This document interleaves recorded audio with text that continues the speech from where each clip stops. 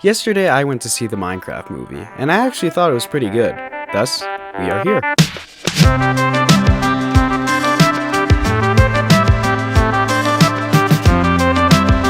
Let me start by saying that by no traditional standards is this movie good. What makes it good is the fact that it's a fun movie that doesn't take itself seriously at all. It knows it's dumb and it's corny and it plays into it rather than trying to hide it. With all that said, let's get into what I liked and what I disliked about a Minecraft movie.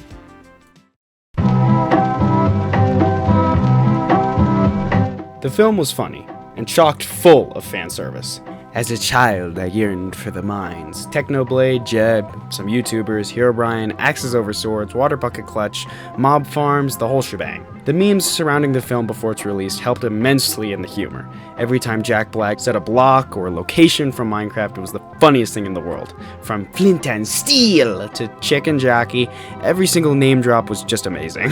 This also led to one of the best theater experiences I think I've ever had. Everyone was so hype and excited and knew all of the popular quotes. Who are you? I am Steve.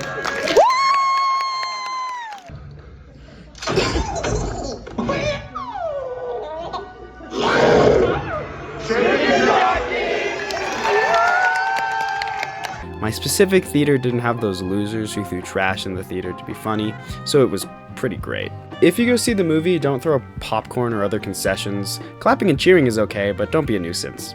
It's just not cool. It was a very bright and saturated film, and I think that's very refreshing for the films we have right now. Correct me if I'm wrong, but I feel like recent films have been very dark and gloomy and desaturated, but Minecraft is very bright and fun.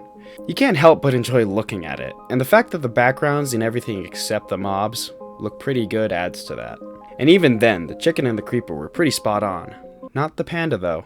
Never the panda. Moving on to the actual content of the movie, the character archetypes are pretty clever. To me, they all felt like different types of Minecraft players. Henry was that explorer who focuses on making awe-inspiring builds and has a ton of mods and data packs installed for more content. Garrett was that one guy who doesn't really like Minecraft because they think it's a stupid game for kids, but comes to enjoy it anyway. Natalie's the newbie who's only playing because their friend asked them to, and Dawn I can't really place, but I'm sure there's something there. I can't get through this video without mentioning General Chungus. Best character by far. It was so just the absolute opposite of what I was expecting. He was so silly.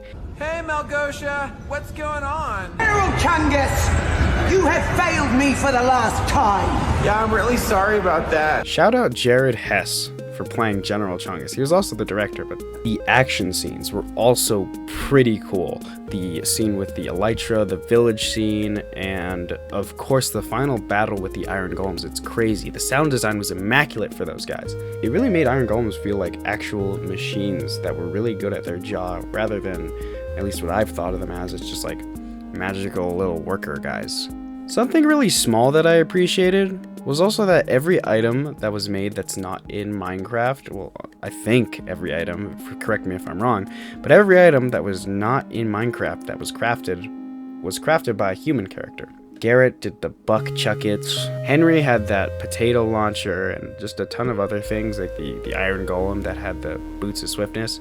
It made sense, at least to me, why those things weren't in Minecraft, because that was the point. A human character using his human creativity and human like objects or ingenuity was crafting things that weren't meant to be crafted because they're not from the world, and I think that's clever.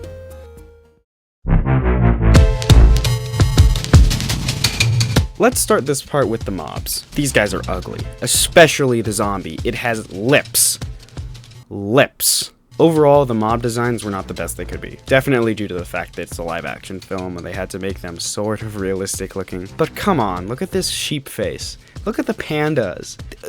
And just look at what they look like in Minecraft. This is just not Minecraft. Some of the things in the movie didn't really make sense either. Like how Steve's diamond armor is missing its leggings, despite it being called a full set, when we see leggings do in fact exist with this gold armor. And the fact that he has elytra, which you can only get from the end, which you need blaze rods for from the nether, but he's never beaten the nether because of Malgosha, just doesn't really make sense. The plot was sort of weird too. It made sense as to why most of the events in the film were happening, it provided well enough explanations for most of it, but the film basically threw Natalie and Dawn to the side for at least a third of it, and the nitwit subplot was basically non-existent. I genuinely have no idea why that was added into the film. The film would have been no different without it. It just doesn't make any sense. It's also just a couple little things, like the two female characters chasing after their cartographer for all of 30 seconds before giving up, and Henry committing a casual act of terrorism with zero consequences. It's time we talk about Steve. Jack Black was a pretty good mentor type character for a film like this, but he doesn't feel like Steve. For one, he looks exactly like Jack Black, which kind of sounds silly given that he is Jack Black himself playing a character in a live action film. Of course he's going to look like him, but he has his exact long hair and extremely bushy beard with 3 prominent gray stripes, which Steve doesn't have. So there's no real differentiation between Jack Black the actor and Steve the character. And because of that, his characterization also felt off to me. They made Steve too goofy at times, like his sneak attack against Malgosia and the general way he acts and says words in the film. For what kind of movie this was, it works. But for Steve from the video game Minecraft, it didn't feel right. The main problem I have with a Minecraft movie is that it's not a movie about Minecraft. It's a movie about the people surrounding Minecraft, if that makes any sense. It's about how real-world people interact with the game in different ways, and the importance of creative thinking in our modern world. And while that's good, it's not what I, nor many others, were looking for. I was hoping for an animated movie about Steve alone in the world of Minecraft, learning the same basic skills Jack Black and the other characters had to learn, but more similar to how a player in Minecraft would actually do it. Just Steve alone in the beautiful world, building houses, mining ores, and defeating mobs.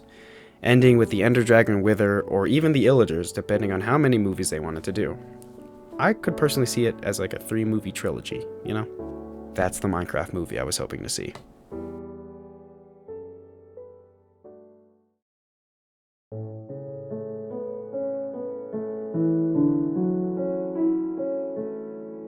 A Minecraft movie is not a masterpiece, but it isn't the garbage IP abuse I thought it would be.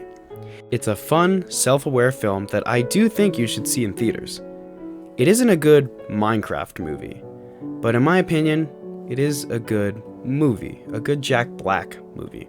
I give a Minecraft movie 8 out of 10. I enjoyed it. This one was kind of short, but I didn't really have a lot to say.